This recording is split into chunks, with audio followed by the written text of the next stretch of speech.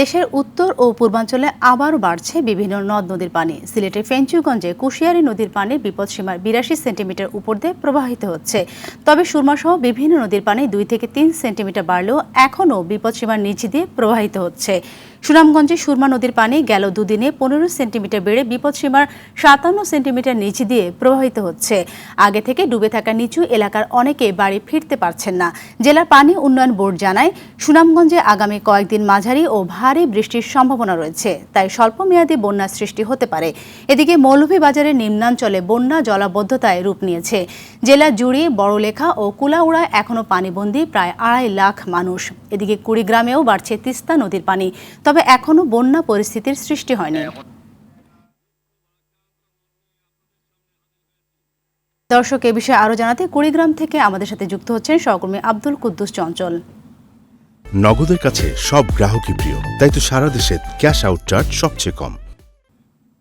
চঞ্চল, নদীর পানি বাড়ায় এলাকাবাসী কতটা আতঙ্কে রয়েছে জানাবেন, আর দেশের বিভিন্ন স্থানে চলমান বন্যা পরিস্থিতির মধ্যে আবারও এই নদীর পানি বৃদ্ধির বিষয়টি চলে আসলো, এই নিয়ে প্রশাসনের প্রস্তুতি কি রয়েছে আমাদের জানাবেন।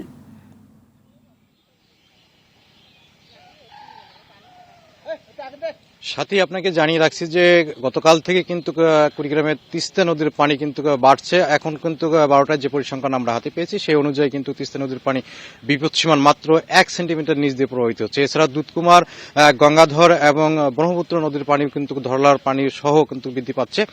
তো আবহাওয়া এবং পানি উন্নয়ন বোর্ড যেটি জানিয়েছে সেটি হচ্ছে যে এই পানি বৃদ্ধি কিন্তু আগামী ২৪ ঘন্টা পর্যন্ত অব্যাহত থাকবে। আপনাকে জানিয়ে রাখছি যে কিছুদিন আগে যে বন্যাটি হয়ে গেল সেই বন্যায় কিন্তু কুড়িগ্রামের কৃষিতে অনেকটা প্রভাব পড়েছে এবং এখানকার কিন্তু আমনের যে বীজতলা রয়েছে সেগুলো নষ্ট হয়ে গেছে। তো কৃষকরা কিন্তু পুনরায় এই বীজতলা তৈরি করার জন্য প্রস্তুতি নিচ্ছে। তবে আবার যদি পানি বাড়ে তাহলে কিন্তু এই বীজতলা তারা প্রস্তুত করতে পারবে না, ফলে কিন্তু আমন ধানের যে চাষবাস রয়েছে সেটি কিন্তু অনেকটা পিছিয়ে যাবে এবং লক্ষ্যমাত্রা অর্জন নাও হতে পারে। তো সব মিলিয়ে বলা যায় যে প্রশাসন যেটি বলছে যে গত বন্যায় কিন্তু তারা ব্যাপক আকারে দুর্গতদের সহযোগিতা করেছে এবং আগামীতে যদি বন্যা আসে সেগুলো কিন্তু তারা প্রস্তুতি নিয়ে রেখেছে। তো এই ছিল আমার কাছে বন্যার সর্বশেষ খবর। ধন্যবাদ আপনাকে।